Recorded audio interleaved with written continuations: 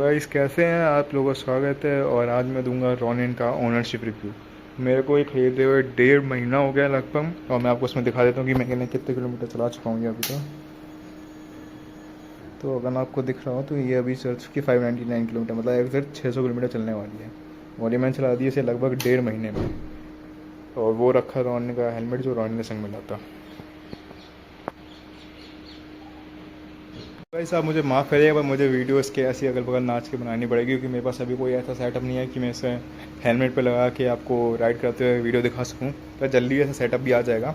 तो आप देख सकते हैं नंबर प्लेट भी आ चुकी है, क्योंकि मैंने कहा 1.5 महीना हो गया तो नंबर प्लेट भी आ गई, इसकी आरसी भी आ चुकी है। तो सबसे पहला सवाल जो रॉनिन ऑनर्स को देखने को मिलता है कि रॉनिन क्यों, हंटर 350 क्यों नहीं। तो इसका रीज़न तो मैं आपको पहले इसके टायर्स ही बता देंगे। तो यहाँ आप देख रहे हैं, ये है डिस्क ब्रेक। हंटर में अगर आप लेंगे बेस वेरिएंट, जो इससे लगभग 20,000 रुपये 15,000 रुपये महंगा आता है, क्योंकि ये ऑन रोड 165 की पड़ती है। अगर आप बार्गेन करेंगे तो आपको 160 तक की पड़ जाएगी। हंटर आपको 180 की पड़ती है, वो भी आप बार्गेन करेंगे तो 175 की तो ईजिली पड़ जाएगी। तो मतलब 15,000 का लगभग डिफरेंस है ऑन रोड में। पर उसमें क्या अगर नहीं मिलता, मैं आपको जल्दी से वो बता देता हूँ। एक तो आपका रियर डिस्क ब्रेक नहीं मिलेगा, जो आपको टायर मिलेंगे उसमें स्पोक्स होगा। आज के टाइम में भाई स्पोक्स वाले टायर कौन यूज़ करता है। और इसके जो अलॉयज़ हैं वो नॉर्मल अलॉयज़ नहीं है, आप देख सकते हैं मशीन कट्स अलॉयज़ हैं, तो बहुत अच्छे दिखते हैं। और इसके टाइप पे आप देखेंगे तो यहाँ पे स्टिकरिंग भी कर रखी है। दूसरी बात, उसके जो टायर्स थे वो ट्यूब वाले थे, ये ट्यूबलेस हैं आगे पीछे दोनों। उस पर आगे पीछे दोनों ट्यूब वाले थे और आगे पीछे दोनों में स्पोक्स आते हैं। दूसरी बात, उसमें शायद मुझे आई डोंट नो कि उसमें आगे ABS था कि नहीं, पर इसमें ABS है। फ्रंट में ABS है, बेस में नहीं है। वो इसके टॉप वेरिएंट की तरफ आप जाएंगे तो उसमें पीछे भी ABS मिल जाता है आपको। और दूसरी बात गाइस, बस आप एक बार इसका मीटर देखो, क्या सुंदर मीटर है ना गाइस। मतलब इसको आप जब ऐसे बैठ के आप इसकी राइडिंग पोस्चर देखोगे, जब आप इसको ऐसे बैठ के चलाओगे तो आपको अलग ही लुक मिलता है इस मीटर का। ये भी एक रीज़न है। और मेन रीज़न है कि वो ऑब्वियसली गाइस महंगी थी इससे, मतलब 15,000 रुपये महंगी थी। और वो देख के आपको कुछ एडवांस ज़्यादा फीचर्स मिल रहे हो, ऐसा भी कुछ नहीं कि आपको मिल रहा था, इसीलिए ये लेना पड़ा। और आप इसको देख सकते हैं भाई, फुल LED सेटअप है। ये देखिए इंडिकेटर देखिए, वहाँ पे सब हेलोजन हेलोजन, पूरा हेलोजन, सारा सिस्टम हेलोजन। और तो ऐसा नहीं है कि हंटर से बेकार ही है। हंटर का अगर आप बेस मॉडल लेंगे तो उसमें ऑब्वियसली 350 सीसी का इंजन मिलता है, तो उसका एग्जॉस्ट बहुत लाउड है। मैं आपको इसका एग्जॉस्ट भी सुनाना चाहूँगा एक बार। ये देखिए, अगर आप इसको आइडल भी चलाएंगे तो इसका एग्जॉस्ट भी बहुत लाउड है। मैं जल्दी ज़रा रैप करके दिखा देता हूँ आपको। ये देखिए, इसके और हंटर के एग्जॉस्ट में इतना ही फ़र्क है कि उसमें बेस बहुत है, तो वो थर्ड थर्ड की जो आवाज़ आती है वो इसमें नहीं आती। इसमें मतलब काफ़ी रिफाइन आती है, पर लाउड आवाज़। क्योंकि TVS तो भाई ऑब्वियसली एग्जॉस्ट के लिए फेमस है। वो उनकी रेडर जो 125 सीसी आती है वो भी बहुत लाउड है। नॉर्मल 125 सीसी कंपेयर करेंगे तो 225 सीसी की बाइक तो लाउड है, और ऑब्वियसली लाउड है। आप इसे ट्रैफिक में चलाएंगे तो मालूम पड़ेगा कि भाई हाँ कोई बड़े इंजन की गाड़ी खड़ी हुई है। इसको लेने का मेन रीज़न तो यही था गाइस, क्योंकि जो मेरा बजट था 170 तक मेरा बजट था। थोड़ा एक्सपेंड करता तो मैं हंटर की तरफ जा सकता था, पर क्यों एक्सपेंड करना जब आपको सब यहीं मिल रहा है। ऊपर से आप इसका कलर देखेंगे तो ये कलर पूरा ब्लैक में सिंगल टोन कलर है। आप ऊपर के वेरिएंट में आएंगे तो मल्टी टोन कलर मिल जाता है, पर ये बहुत सुंदर लगता है, मतलब एकदम शाइन करता है, एकदम ग्लॉसी कलर है इसका। आपको हंटर में भी एक ब्लैक कलर का मिल जाएगा, वो मैं आपको दिखा दूँगा कौन सा ब्लैक कलर मिलता है, पर उससे बेटर ही है। मैं लिटरली रॉयल एनफील्ड के शोरूम तक भी नहीं गया, मैंने कोई यही लेनी थी। और अब बात करते हैं, ये तो हो गया कंपैरिजन की हंटर क्यों नहीं ली, और अब लेते हैं कि ये ही क्यों ली। तो गाइस पहले तो इसमें पावर जो है वो फील होती है कि मतलब सच में 225 सीसी की बाइक है। जब आप इसे भगाओगे तो ये भागती है।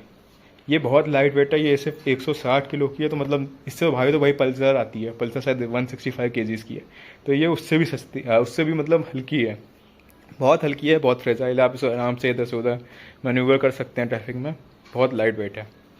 और आप इसकी बात करेंगे ओनरशिप रिव्यू की, तो मैंने अब तक जितना चलाया आप देख सकते हैं 600 किलोमीटर चलाया, ज़्यादा चलाया नहीं है अभी तक। मैं से कहीं लॉन्ग टूर पर नहीं लेके हम, ज़्यादा 50 किलोमीटर चलाई होगी एक दिन में मैक्सिमम। मैं इसे बहुत ही लॉन्ग टूर में लेके जाऊँगा, उसका एक्सपीरियंस भी आपको बताऊँगा।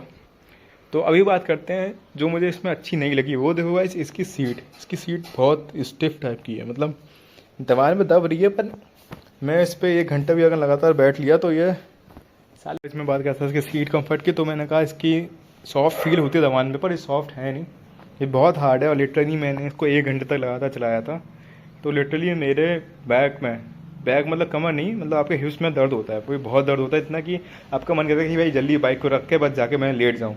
तो ये मतलब अनकम्फर्टेबल है लिटरली। मैंने कोई 1 घंटे चलाया तो उसमें मैं दर्द हुआ था, तो अगर मैं इसे 3-4 घंटे लगातार चलाऊँगा तो डेफिनेटली मेरे हिप्स की तो बैंड बच जाएगी। तो यही चीज़ मुझे इसमें मतलब अच्छी नहीं लगी। अब इसका कुछ तो करना पड़ेगा, या तो इस पर पैडिंग लगवानी पड़ेगी, या सीट कवर जो कम्फर्टेबल टाइप के आते हैं वो। बाकी तो ऐसा मैं बोलूँगा तो कोई प्रॉब्लम नहीं है इसे लेके। मुझे ऐसा कहीं से भी नहीं लगा कि मैंने कोई बेकार बाइक ले लिया, कहीं कंप्रोमाइज़ करा है मैंने। सब आपको मिल जाता है, टैग मिल जाएगा आपको, एलईडी सेटअप है पूरा, पावर बहुत है, 20 bhp पावर है भाई, और क्या चाहिए आपको। एक 65 160 के बजट में आपको और कोई बाइक तो मिलने नहीं वाली भाई जो 20 bhp दे, और वो पावर फील होती है। ऐसा नहीं ना कि फील नहीं होती, क्योंकि ये लाइट वेट भी भाई, ऐसा नहीं कि बहुत सांड जैसी बाइक बना दी है। और आप देखोगे तो पूरा लोहा है, ये भी लोहा है, इसका पूरी बिल्ड क्वालिटी एकदम सॉलिड है। तब भी ये 160 किलो की है बस, और बहुत आराम से आपसे मैन्यूवर कर सकते हैं, बहुत लाइट वेट है। तो गाइस मेरा रिव्यू तो यह था कि अगर आप ये लेने की सोच रहे हैं हंटर को छोड़ के, हंटर का मतलब आप टॉप मॉडल की तरफ जाना चाहेंगे तो वो अच्छा है। और आप देखेंगे तो आपको रोड पे हंटर का टॉप मॉडल नहीं दिखेगा, बेस मॉडल कोई खरीदता भी नहीं है। इसीलिए अगर आप बेस मॉडल में कंफ्यूज है कि हंटर का बेस मॉडल लेना है या फिर इसका बेस मॉडल लेना, तो भाई कोई कंफ्यूज ही नहीं भाई, डायरेक्ट विनर ही है। और मैं आपको एक बात बताऊंगा कि लोग रोनिन को इसलिए पसंद करते हैं कि रोनिन का जो है ना लुक्स, वो प्रपोर्शनेट नहीं लगता। ऐसे आप देखेंगे तो कुछ ऐसा लगता है कुछ कमी है, कि जैसे कि इसका हेडलैम्प नीचे आ रहा है, टैंक ऊपर उठ रहा है, तो वो चीज़ हंटर के साथ नहीं है। मतलब हंटर वेल प्रोपोर्शनेट लगती है, ऐसा लगता है कि हाँ बैलेंस बाइक है। इसकी डिज़ाइन कई लोगों को थोड़ी और लगती है, मुझे भी स्टार्टिंग में और लगी थी, पर अब मैं बोलूँगा कि 1.5 महीने चलाने के बाद मुझे इसकी आदत होगी। मुझे अब इसकी डिज़ाइन बहुत सुंदर लगती है, स्पेशली इसका जो 3 शेप हेडलैम्प है, ये बहुत सुंदर लगता है। जो भी चला के मैं दिखा देता हूँ आपको, ये देखिए चलाने के बाद कुछ ऐसा दिखता है, बहुत सुंदर लगता है, अंधेरे में और प्यारी लगती है ये।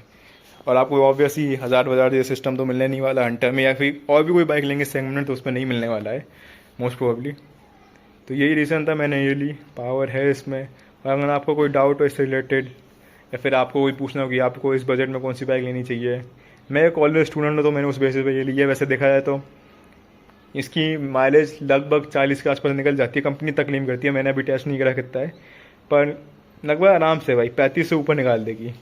कॉलेज स्टूडेंट के लिए देखा जाए, अगर आपको दूर से ट्रैवल करना हो तो 35 कम पड़ जाता है, इसीलिए अगर आप कॉलेज स्टूडेंट हैं तो आप कोई और बाइक कंसीडर कर सकते हैं। पर जो इसका फील है भाई, जो एग्जॉस्ट साउंड है, 225 सीसी की बाइक है भाई, बड़ा इंजन है, तो इतना तो मतलब मिनिमम ही है। इस वीडियो अच्छी लगी हो तो चैनल को आप सब्सक्राइब कर सकते हैं, वीडियो को लाइक कर सकते हैं, और कमेंट तो आप कर ही सकते हैं। और गाइस नया चैनल है भाई, नया बंदा है, आप नए बंदे को सपोर्ट कर सकते हैं ताकि उसके भी सपने पूरे हो सकें और आपको अच्छा कंटेंट मिल सके। तो guys thank you for watching, don't forget to like share and subscribe.